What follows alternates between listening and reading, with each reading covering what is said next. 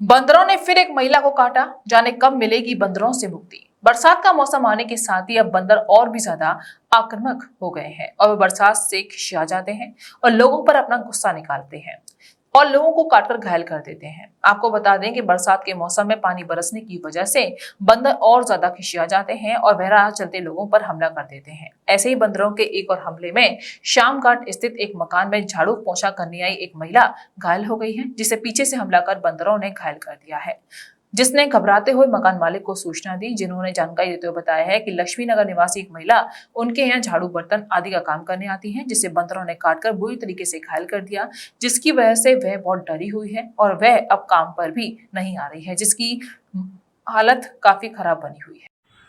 जी, आए दिन देखा जा रहा है कि बंदरों के काटे आने की घटनाएं बढ़ती जा रही हैं। बंदरों के काटने से लोग लगातार घायल हो रहे हैं।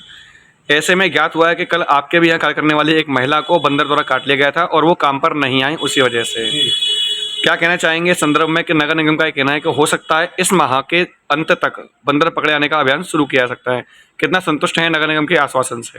गोपाल जी, मैं DN चतुर्वेदी लास्ट 35 साल से बॉम्बे रह रहा था। अभी 3 साल से यहाँ पर मथुरा आ गया हूँ रिटायरमेंट पे, और 3 साल से मैं ये देख रहा हूँ कि यहाँ पर बंदरों से सबसे ज़्यादा जो लोग बाग परेशान है वो केवल और केवल बंदरों की वजह से परेशान है।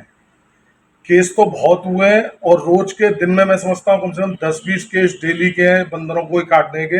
अभी हाल फिलहाल में मेरे यहाँ पर एक मेरी काम वाली आती है, उसको बेचारी को कल बंदरों ने उसके ऊपर हमला कर दिया और उसको बहुत ज़बरदस्त घायल कर दिया है, जिसकी वजह से मालूम नहीं वो बेचारी कब तक काम पर नहीं आएगी।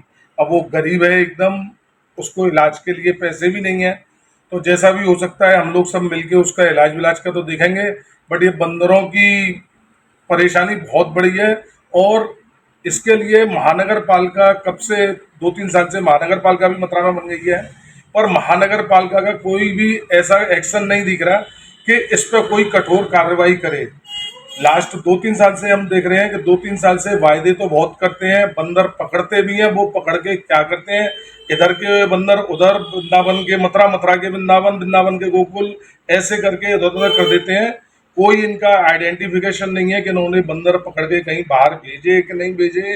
कितने आश्वस्त हैं इस बात को लेकर के कि बंदर पकड़े जाएंगे? जी, मैं तो बिल्कुल भी आपको बतलाऊं कि 10% भी आश्वस्त नहीं हूँ कि बंदर पकड़े जाएंगे। पकड़े जाते हैं पर वो बंदर वहीं के वहीं आपस में घुमा दिए जाते हैं, कहीं बंदरों को बाहर नहीं छोड़ा जाता है। और बंदरों की इस समय समस्या बहुत बड़ी समस्या है। कहा जाता है कि गर्मियों के दौरान तो बंदर जो है वो आक्रामक होते ही हैं, लेकिन जैसे बरसात आती है तो बरसाती बंदर भी अपने यहाँ और ज्यादा आक्रामक हो जाते हैं। बरसात में तो बहुत ही ज्यादा भयंकर हो जाते हैं। अब इनको क्या है, सर छुपाने को जगह नहीं मिलती हो तो ये बंदर तो बहुत ज्यादा कहीं ना कहीं गली में नालियों के नीचे दब के बैठ जाते हैं। तो ये बंदर बारिश में तो बहुत ज्यादा परेशान करेंगे। और बहुत दुख की बात है कि इतना सब होने के बावजूद मैं समझता हूँ शहर में कम से कम 150 केस डेली के होते होंगे, उसके बाद में भी महानगर पालिका मथुरा नहीं जाग रही है। क्या अपील करना चाहेंगे नगर निगम से? मैं नगर निगम से यही अपील करना चाहूँगा, कैसे भी हो जो ये वादे किए हैं चुनाव से पहले, जो हेमा मालिनी जी ने या फिर और सभी ने जो वादे किए नेता लोगों ने, उस वादों को पूरा करें। जो मेयर जो अपने मेयर विनोद अग्रवाल जी हैं, उन्होंने भी आने के साथ ही जैसे उन्होंने अपना कार्यभार संभाला, बंदर पकड़ने की शुरुआत की, लेकिन उसके बाद में मामला ठप पड़ गया। क्या कहना चाहेंगे उनसे? बिल्कुल, विनोद अग्रवाल जी से यही कहना चाहेंगे कि जैसे आते ही आपने उस समय जोश दिखाया था, उस जोश को बरकरार रखना चाहिए उनको, और कैसे भी करके ये बंदरों की समस्या सबसे बड़ी समस्या है, इस समस्या से कैसे भी निजात दिलाना चाहिए। लोग बाग बहुत परेशान है आजकल। लोग बाग उल्टा हो गया है, पहले बंदर घूमते थे बाहर, आदमी घर में रहते थे। अभी आदमी बाहर निकलने में इतना घबराते हैं कि सब लोग कह चुके हैं कि बच्चे को छोड़ने जाओ या लेडीज को छोड़ने जाओ, किसी को भी छोड़ने जाना पड़ता है बार बार। और यहाँ ये देखो कि लाखों रुपए के जाल लगवाए हुए हैं, मतलब हम लोग घर में कैद हो गए हैं और बंदर आराम से घूम रहे हैं। Rajiv Academy for Technology and Management, 7th rank of MBA by AKTU.